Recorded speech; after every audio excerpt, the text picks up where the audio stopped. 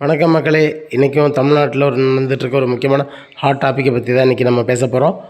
அதாவது தஞ்சாவூரில் நேற்று நடந்த ஒரு ஆர்ப்பாட்டத்தில் திமுகவுடைய கட்சி தலைவர், தமிழ்நாட்டுடைய எதிர்கட்சி தலைவர் திரு உதயநிதி ஸ்டாலின் அவர்கள் அந்த ஆர்ப்பாட்டத்தில் கலந்துக்கிட்டு விவசாயிகளுக்கு ஆதரவாக பேசும்போது காவிரி நீர் நமக்கு தமிழ்நாட்டுக்கு விடாமல் கர்நாடக அரசு தடுத்து வர்றதை எதிர்த்து அந்த ஆர்ப்பாட்டம் நடந்துச்சு. இப்போ இருக்க அரசாங்கம் அதை பற்றி ஸ்ட்ராங்காக எதுவும் பேசலைன்ற சம்மந்தமாக அந்த ஆர்ப்பாட்டம் நடந்துச்சு. அந்த ஆர்ப்பாட்டத்தில் கலந்துக்கிட்ட உதயநிதி ஸ்டாலின் அவர்கள் தெளிவாக இதை பற்றி பேசுகிறாரு. பேசும்போது அதை எல்லாம் விட்டுட்டு கூட்டத்தில் எவனோ ஒருத்தன் திருஷான்னு கத்தின உடனே அதுக்கு அவர் எல்லா இடத்துலையும் தண்ணி வந்தால் சரிதானான்னு சொல்லி யதார்த்தமாக சொன்ன ஒரு விஷயத்த அவர் எதிர்கட்சி தலைவர் உதயநிதி ஆபாசமாக பேசிட்டார், அவர் அப்படி பேசிட்டார், இப்படி ஆயிடுச்சுன்னு சொல்லி உடனே ஒரு வழக்கு போட்டு நைட்டோட நைட்டாக வழக்கு போட்டு காலையில் 6 மணி ஒரு மனுஷன் கக்கூஸில் போய் உட்காந்துருக்கும்போது போய் கைது பண்ண எஸ்பி ரேஞ்சில் இருக்கவங்கெல்லாம் போய் உட்காந்துருக்க. இதுதான் இன்றைக்கி அரசாங்கம் காவல்துறை ஏவல் துறையாக சேர்ந்து ஒரு விஷயத்தை செஞ்சுக்கிட்டு இருக்கு. சரியா? சரி, அதை தான் விட்டுட்டோன்னு பார்த்தோம்னா, சரி அப்படி பேசுனது யாருக்கா? டிவிகே கட்சிக்காரங்களுக்காவா? டிவிகே மெம்பரா? அவங்க நடிகை த்ரிஷா அவர்கள் டிவிகே மெம்பரா? இல்லை இந்த அரசில் பங்கு வகிக்கிறாங்களா? இல்லை விஜய் அவர்களுடைய மனைவியா? எந்த முறையில் அந்த டிவிகே கட்சியினர் மகளிர் அணி போய் ஒரு இடத்துல காவல்துறையில் திரு உதயநிதி அவர்களுக்கு எதிராக இந்த கேஸை ஃபைல் பண்ணுறாங்க. சரி, கேஸை ஃபைல் பண்ணிட்டீங்க. உங்கள் கட்சிக்குள்ளே உங்கள் பெண் டிவிகே கட்சி மெம்பர்கள் எவ்வளவோ கம்ப்ளைண்ட் சொன்னாங்க. அந்த கம்ப்ளைண்ட் சொன்னவங்களுக்கெல்லாம் நீங்கள் என்ன பண்ணீங்க? நேராக போய் அந்த மெம்பரை கட்சியிலேருந்து தூக்கிட்டீங்க. இதுதான் அவங்களுக்கு நீங்கள் செஞ்ச மிகப்பெரிய நியாயம். சரியா? அது மட்டும் இல்லாமல் ஸ்ரீவைகுண்டம் எம்எல்ஏ மேலே இவ்வளோ பெரிய பாலியல் புகார் வந்துச்சு. ஓப்பன் மீட்டிங்கில் எல்லாருமே சொன்னாங்க, எவ்வளவோ பாலியல் புகார்கள் உங்கள் டிவிகே கட்சி மெம்பர்கள் மேலே வந்துட்டுருக்கு. அப்போ அந்த பாலியல் சீண்டல்களுக்கு ஆளானவங்க எல்லா பெண்கள் இல்லையா? சரி, அதை விடுங்க. அப்புறம் இன்னொரு விஷயம் என்னென்னு கேட்டிங்கன்னா, டிவிகே கட்சி தலைவர் இப்போதைய முதலமைச்சர் திரு விஜய் அவர்களுடைய மனைவி சங்கீதா அவர்கள் விவாகரத்து வழக்கு போடப்பட்டப்ப இதே உங்கள் டிவிகே கட்சி மெம்பர்ஸு அவங்கள எவ்வளவு கீழ்த்தரமாக பேசுனீங்க, எவ்வளவு மோசமான ஒரு விமர்சனம் எடுத்தீங்க, அவங்களுடைய தனிப்பட்ட அவருடைய வாழ்க்கையை பற்றிலாம் எவ்வளோ கேவலமாக பேசுனீங்க. அப்படி பேசுன அந்த கட்சிக்காரங்க இருக்கக்கூடிய கட்சி தலைவருடைய கட்சி மெம்பர்ஸ் என்ன சொல்கிறாங்க? தனி மனித ஒழுக்கத்தை இவர்கிட்ட கற்றுக்கணுமா, இல்லை இவர் உதயநிதி ஸ்டாலின் அவர்களுக்கு சொல்லித்தராராம். தனி மனித ஒழுக்கம் சரியாக இருந்தால் ஏன் அவங்க மனைவி விவாகரத்து கேட்க போகிறாங்க? அந்த விவாகரத்து வழக்கில் திருமதி சங்கீதா விஜய் அவர்கள் விஜய் மேலே என்ன விதமான குற்றச்சாட்டுலாம் சொல்லியிருந்தார் தெரியுமா? அந்த கேஸ் வழக்கை கொஞ்சமாக படித்து பார்த்துருக்கீங்களா யாராவது? எதுவுமே கிடையாது. வாய்க்கு வந்ததெல்லாம் பேசுகிறது தான் இன்றைக்கி இருக்கக்கூடிய இந்த அரசாங்கத்துக்கும் இந்த கட்சி மெம்பர்ஸுக்கும் இதுதான் வேலை. பத்தாவதுக்கு நம்ம பேசுகிறதெல்லாம் சரின்னு சொல்லிட்டு அரெஸ்ட் பண்ணிட்டு போய் நீங்கள் சொல்கிறத உங்கள் காவல்துறை ஏவல் துறையாக கேட்கும். ஆனால் நீதித்துறையில் இருக்க நீதிமன்றம் நீதிபதிகள் கேட்பாங்களா? வழக்கமாக போனால் எப்போ பார்த்தாலும் கோர்ட்டில் போய் அசிங்கப்பட்டு வர்றதே இப்போ இருக்கக்கூடிய டிவிகே அரசாங்கத்துக்கு வேலையாக போச்சு. இந்த விஷயத்தில் அப்படி தான் நடந்துச்சு. அவர் கைது பண்ணுறதுக்கு முன்னாடியே 12 மணிக்கு மேலே கைது பண்ணுங்கன்னு சொல்லி டிவிகே அரசாங்கத்துக்கு உயர்நீதிமன்றம் இன்ஸ்ட்ரக்ஷன்ஸ் கொடுத்துச்சு. அதையும் நீங்கள் மதிக்கலை. சரியா? அதையும் மதிக்காமல் அவரை வம்படியாக வலுக்கட்டாயமாக அரெஸ்ட் பண்ணிங்க. அரெஸ்ட் பண்ணது சரி, அரெஸ்ட் பண்ணிங்க, ஓகே. ரோட்வேஸில் கொண்டு வர்றீங்க, ஓகே. அவர் ரோட்வேஸில் வந்துட்டார். இதில் என்ன ஒரு முக்கியமான விஷயம் நடந்துச்சுன்னு கேட்டிங்கன்னா, ரோட்வேஸில் வந்ததுக்கப்புறம் அவரை அரெஸ்ட் பண்ணதுக்கு விளக்கம் கொடுக்குறாங்க. நாங்கள் ஜஸ்ட்டு விசாரணை பண்ணத்தான் அவரை கூட்டிகிட்டு வந்தோம். விசாரணை பண்ணுறத ஜஸ்ட்டு நோட்டீஸ் கொடுத்து அவரை ஒரு ஸ்டேஷனுக்கு கூப்பிட்டு அந்த ஸ்டேஷனில் வச்சு விசாரிச்சிருக்கலாமே. ஏன் காலையிலேயே போய் 3000 போலீஸ் எல்லாம் கூப்பிட்டு போய் பாதுகாப்பு கொடுத்து பிரச்சனை பண்ணி தமிழ்நாட்டை கலவர பூமியாக்கி இப்போ இந்த தமிழ்நாட்டு கலவர பூமி ஆனதுக்கு யார் காரணம்? டிவிகே அரசாங்கம் தான் காரணம். இப்போ இந்த கலவர பூமி ஆனதுக்கு பொது அமைதிக்கு குந்தகம் விளைவிக்கிற விதமாக இந்த தமிழ்நாடு அரசு செஞ்சதுக்கு தமிழ்நாடு அரசை கலைச்சிடலாமா? அப்போ அப்படித்தானே கேட்க வேண்டியிருக்கு.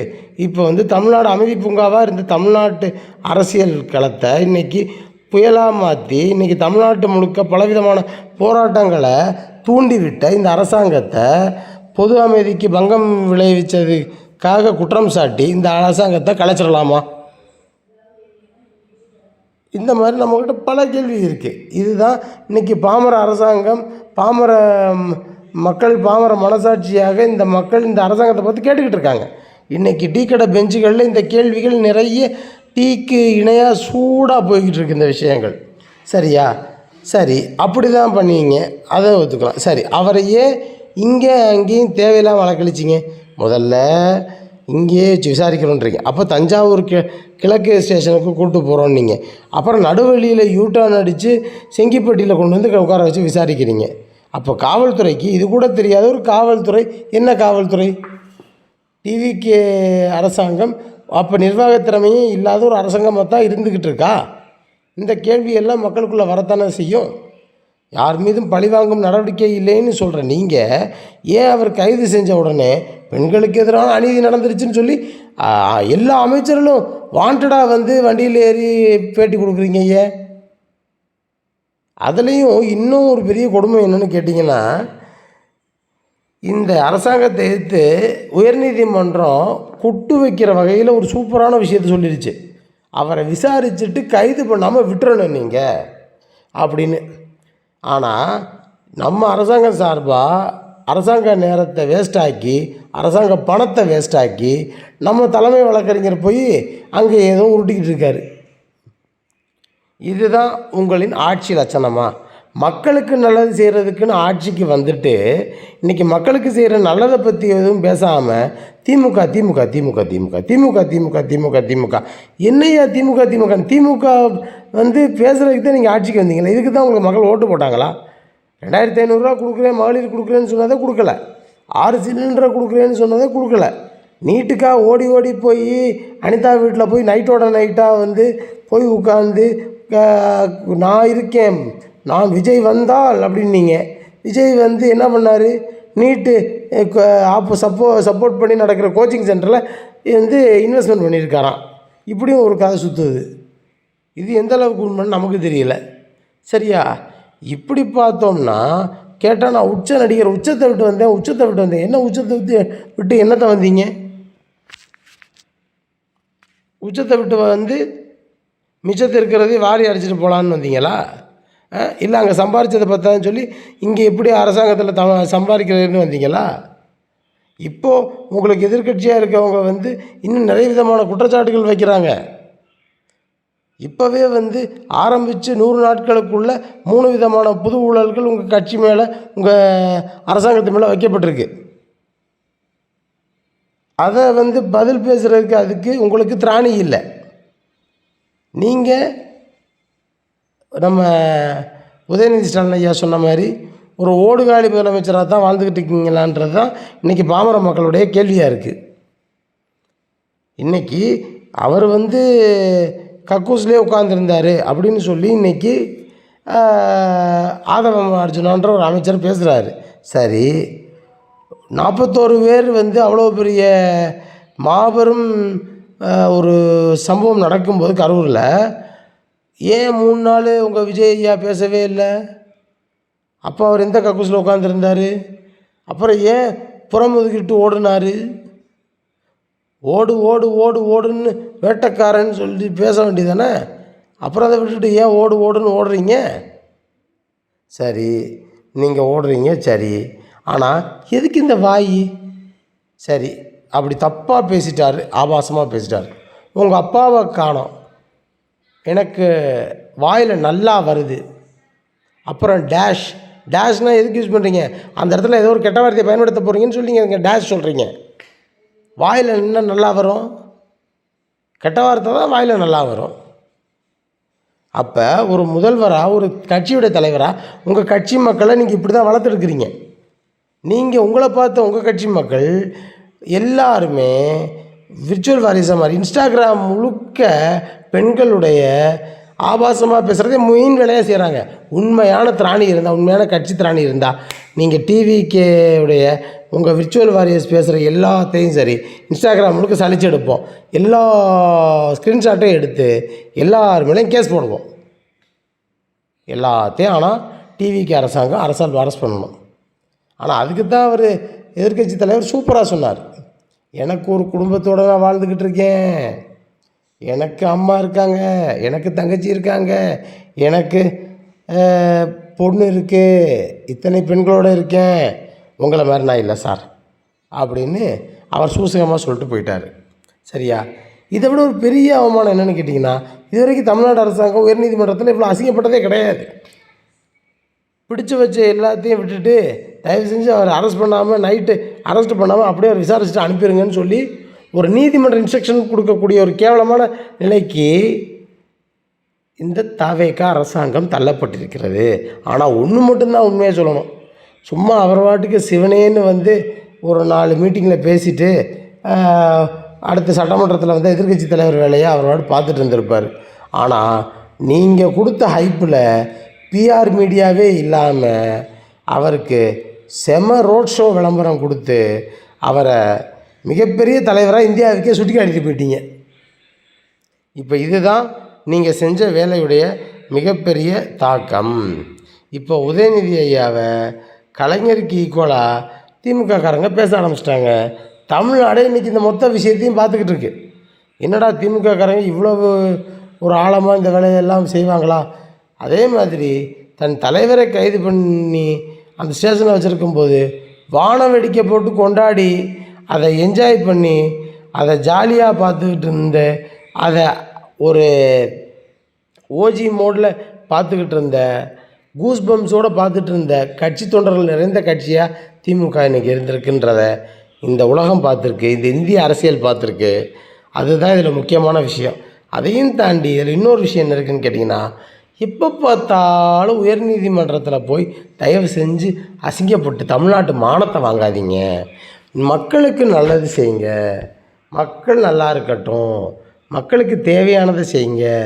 100 நாள்னு நான் அதை பண்ணேன் இதை பண்ணேன்னு சொல்கிறத தாண்டி சரியா உண்மையான நலத்திட்டங்களை செய்யுங்க. தயவு செஞ்சு திமுக செஞ்சதுக்கு ஸ்டிக்கர் ஒட்டாதீங்க, ஸ்டிக்கர் அரசாங்கமாக இருக்காதீங்க.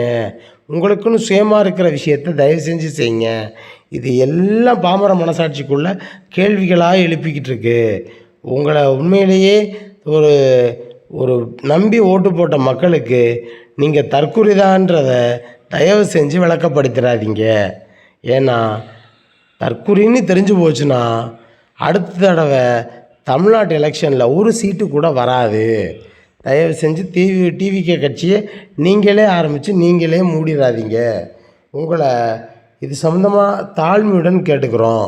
ஏன்னா இளைஞர்கள் சக்தியை வந்தால் ஒரு ஆட்சி அமைக்கலான்றத இன்றைக்கி ஓரளவு இந்த தமிழ்நாட்டு மக்களுக்கு உங்கள் மூலமாக ஏதோ ஒரு சின்ன நம்பிக்கையை ஏற்படுத்தியிருக்கீங்க. சரியா? தயவு செஞ்சு அந்த நம்பிக்கையை கெடுத்து நாசமாக்கி இளைஞர்கள் எல்லாம் தற்கொலைகள் தான்ற அந்த ஒரு மனப்பான்மையை, அந்த மனநிலையை இந்த தமிழ்நாட்டு மக்கள்கிட்ட தயவு செஞ்சு விதைச்சிடாதீங்க. இது உங்களை வந்து பாமரம் மக்களுடைய ஒரு குரலாக, பாமர மனசாட்சியாக உங்கள்கிட்ட இந்த வேண்டுகோளை நாங்கள் வைக்கிறோம். அதே மாதிரி மக்களுக்கு நல்லது செய்யுங்க. உங்களுக்குள்ளேயே இந்த கேஸ் போட்டு இந்த எதிர்க்கட்சிக்காரனை வம்பிழுத்துட்டு இந்த மாதிரியான சீப் பாலிட்டிக்ஸ் பண்ணாதீங்க. சரியா? நீங்கள் இளைஞர்களாக உள்ளே வந்திருக்கிறீர்கள், இளைஞர்களின் ஓட்டை வைத்து உள்ளே வந்திருக்கிறீர்கள். இளைஞர்களுக்காக வேலை பாருங்கள். இந்த வருங்கால சமுதாயம் உங்களை வாழ்த்தி நிற்கும், உங்களை தூக்கி நிறுத்தும். இல்லை என்றால் ரசிக மனப்பான்மையோடு எப்படி ஜெயிக்க வச்சானோ அதே மனப்பான்மை ஒரு நாள் மாறும் பொழுது நீங்கள் அனைவரும் தமிழ்நாட்டை விட்டே ஓடிப்போகும் நிலைமைக்கு தள்ளப்படுவீர்கள். சரியா? இதெல்லாம் நடந்துடாமல் இருக்கணும்னா தயவு செஞ்சு பாமரன் மனசாட்சியாக என்னுடைய ஒரு தாழ்மையான வேண்டுகோள் என்னென்னா, மக்களுக்கு நல்லது செய்கிறதுக்கு உண்டான வழியை தயவு செஞ்சு பாருங்கள். சரிண்ணா? இதில் 9 பிரிவுகளில் உதயநிதி ஸ்டாலின் மேலே வழக்கு போட்டிருக்கீங்க. ஆனால் எல்லாமே ஃபேக் நரேட்டிவ்ஸ். சரிங்களா? இந்த கேஸ் எல்லாம் ஒரு 10 பைசாவுக்கு நிற்காதுன்னு நீதித்துறையில் இருக்கவங்களுக்கு நல்லா தெளிவாக தெரியும். சரியா? அதனால் மக்களே, இந்த அரசாங்கத்திட்ட ரொம்ப ரொம்ப பாதுகாப்பாகவும் ரொம்ப ரொம்ப விழிப்புணர்வோடும் இருந்துக்கங்க. ஏன்னா இந்த அரசாங்கம் என்ன நேரத்தில் என்ன எப்படி செய்யணும்னு அவங்களுக்கும் தெரிய மாட்டேங்குது, மற்றவங்களுக்கும் தெரிய வைக்க மாட்டேங்கிறாங்க. ஆனால் தமிழ்நாடு வீணாக போயிடக்கூடாதுன்றதில் தமிழ்நாட்டு மக்களாகிய நமக்கு ஒரு மிகப்பெரிய அக்கறை இருக்கின்றதை நம்ம இந்த இடத்துல சொல்ல வேண்டிய கடமைப்பட்டிருக்கோம். சரிங்களா? உங்களின் நண்பனாக, பாமரனின் மனசாட்சியாக உங்கள் பிரதீப்.